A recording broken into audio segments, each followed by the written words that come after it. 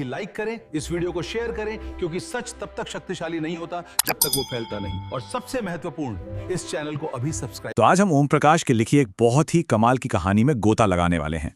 ये एक ऐसी कहानी है जो हजारों साल पुराने एक इश्क को सीधे हमारे आज के साइंस और डीएनए से जोड़ देती है। ये कहानी है कि कैसे प्यार और टकराव ने मिलकर हम सबकी एक साझा कहानी लिखी है। तो चलिए कहानी की शुरुआत करते हैं। जरा सोचिए, तिग्रिस नदी का किनारा है और वहां दो दुनियाएं हैं जो एक दूसरे से बिल्कुल जुदा हैं। एक तरफ है शहर की दीवारें जहां हर चीज नियम, कानून और लिखी हुई बातों से चलती है, और दूसरी तरफ है खुला आसमान जहां धूल, मौसम और आजादी का राज। और इन्हीं दो दुनियाओं के बीच एक नदी के किनारे हमारी कहानी के दो मुख्य किरदार हैं। एक औरत जो शहर के बनाए नियमों में बंधी है और एक मर्द जो खुले आसमान के इशारों पर जीता है। नदी ने उन्हें बांट तो रखा था, पर किसे पता था कि यही नदी उन्हें मिलाने भी वाली है। लेकिन इनकी मुलाकात वो किसी अमन चैन में नहीं होती। होता यह है कि एक छोटी सी लड़ाई होती है, एक गलतफहमी, और वो खानाबदोश आदमी घायल होकर गिर पड़ता है। और उस एक पल में जब वो शहर की औरत उसे देखती है तो उसे दुश्मन नहीं बल्कि सिर्फ एक घायल इंसान नजर आता है, और उसका एक छोटा सा स्पर्श उनकी दुनिया के सारे भारी भरकम नियम तोड़ देता है। और यहीं से कहानी एक नया मोड़ लेती है। अब बात शब्दों की नहीं बल्कि एक ऐसी भाषा की है जो शब्दों से कहीं ज्यादा गहरी है। एक ऐसी भाषा जो हमारी बुनियादी सहज प्रवृत्तियों मतलब इंस्टिंक्ट से जुड़ी है, जिसे शरीर समझता है, जुबान नहीं। जब वो छुप कर रह रहे थे तो उनके बीच जो पहली चीज कॉमन थी वो थी आग। आग की गर्मी सिर्फ ठंडी रातों को ही दूर नहीं कर रही थी, बल्कि धीरे धीरे उन दोनों के बीच की दूरी को भी पिघला रही थी। और कमाल की बात यह है कि उनका रिश्ता लफ्जों से नहीं बल्कि खामोशी में पनपा। ये एक ऐसी खामोशी थी जिसमें बिना कुछ कहे ही डर, परवाह और समझ सब कुछ साझा हो रहा था। ये किसी भी बातचीत से कहीं ज्यादा गहरी थी। और ये खामोशी ये उन्हें एक और गहरी भाषा तक ले गई, स्पर्श की भाषा, जहां एक हल्के से इशारे का मतलब एक मजबूत वादा था। यहां इच्छा मतलब डिजायर कोई गुनाह नहीं थी। ये तो एक कुदरती, एक बायोलॉजिकल सिग्नल था। ये सिर्फ एक जिस्मानी खिंचाव नहीं था, बल्कि दो इंसानी रूहों का एक दूसरे को पहचानने का एक बहुत ही नेचुरल तरीका था। और उनकी जो फिजिकल इंटीमेसी थी वो सिर्फ एक पल नहीं था, वो एक खोज थी, एक सेल्फ डिस्कवरी का मोमेंट। उस पल में शहर और कबीले के दिए हुए सारे नाम, सारी पहचानें मिट गईं। वो सिर्फ एक मर्द या औरत नहीं थे, बल्कि दो इंसान थे। वो एक दूसरे में खोए नहीं बल्कि उन्होंने एक दूसरे में खुद को पाया। अब जाहिर है इतना गहरा रिश्ता छिपकर तो नहीं रह सकता था, और जब ये दुनिया के सामने आया तो एक टकराव होना तो लाजमी था। उनका प्यार अब दो आग के बीच फंस गया था, एक जो उनके अंदर जल रही थी और दूसरी जो उनके कबीलों के गुस्से में धधक रही थी। दोनों ही कबीलों ने इस रिश्ते को ठुकरा दिया।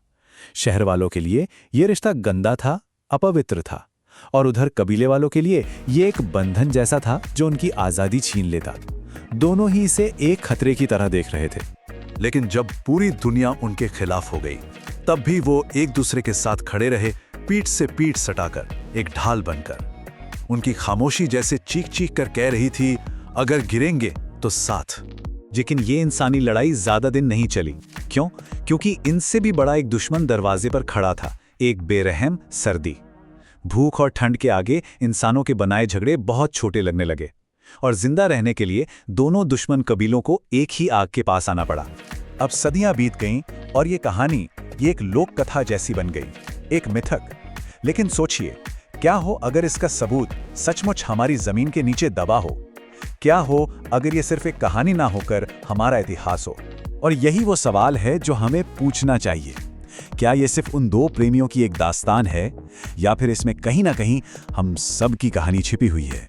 और यहीं पर कहानी का विज्ञान से मिलन होता है। देखिए, एक कॉन्सेप्ट है जिसे कहते हैं जीन फ्लो। आसान भाषा में इसका मतलब है कि जब अलग अलग ग्रुप्स के लोग मिलते हैं तो उनका डीएनए भी मिलता है। और ये कोई कमजोरी नहीं है, बल्कि ये तो एवोल्यूशन का एक तरीका है जो किसी भी प्रजाति को और ज्यादा मजबूत और ज्यादा एडाप्टेबल बनाता है, ठीक हमारी कहानी की तरह। और मजे की बात यह है कि विज्ञान भी इसी कहानी की तरफ इशारा करता है। पुरातत्वविदों को ऐसी कब्रें मिली हैं जहां शहर और कबीले दोनों की रस्में एक साथ हैं। हड्डियों का केमिकल एनालिसिस ये बताता है कि जो लोग एक जगह पैदा हुए उन्होंने अपनी जिंदगी दूसरी जगह बिताई, और सबसे बड़ा सबूत तो हमारे अपने डीएनए में है, जो चिल्ला चिल्ला कर कहता है कि इंसानी इतिहास अलग थलग रहने का नहीं, बल्कि हमेशा से मिलने जुलने का, मिक्स होने का इतिहास रहा है। मतलब जिस चीज को उनका समाज मिलावट समझकर डर रहा था, असल में वही तो कुदरत का तरीका था जिंदा रहने का और मजबूत बनने का। ये मिलावट नहीं थी, ये एडाप्टेशन था। ये कमजोरी नहीं, बल्कि सर्वाइवल की सबसे बड़ी ताकत थी।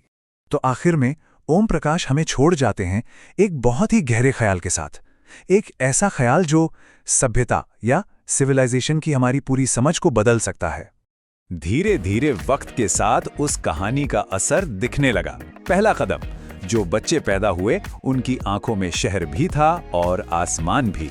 दूसरा कदम, शहर की दीवारें अब उतनी जरूरी नहीं रहीं और नियमों को ज्यादा इंसानी बनाया गया। और तीसरा और सबसे जरूरी कदम, बुजुर्गों को यह एहसास हुआ कि प्यार ने उन्हें कमजोर नहीं किया था, बल्कि उसी ने उन्हें जिंदा रखा था। और यहीं पर ओम प्रकाश की कहानी का असली निचोड़ है। सभ्यताएं दीवारों से नहीं, बल्कि रिश्तों से बनती हैं। ये कहानी हमें बताती है कि इंसानियत की तरक्की सिर्फ औजारों या इमारतों से नहीं हुई, बल्कि स्पर्श, इच्छा और प्यार जैसी बुनियादी चीजों से हुई है। तो सवाल ये उठता है कि आज हम अपनी बनाई हुई दीवारों के पार कौन से नए रिश्ते बना सकते हैं? The biggest battles are fought not with weapons, but with ideas. True freedom begins with the liberation of thought. सबसे बड़ी लड़ाई हथियारों से नहीं, बल्कि विचारों से लड़ी जाती है। सच्ची आजादी विचारों की मुक्ति से शुरू होती है।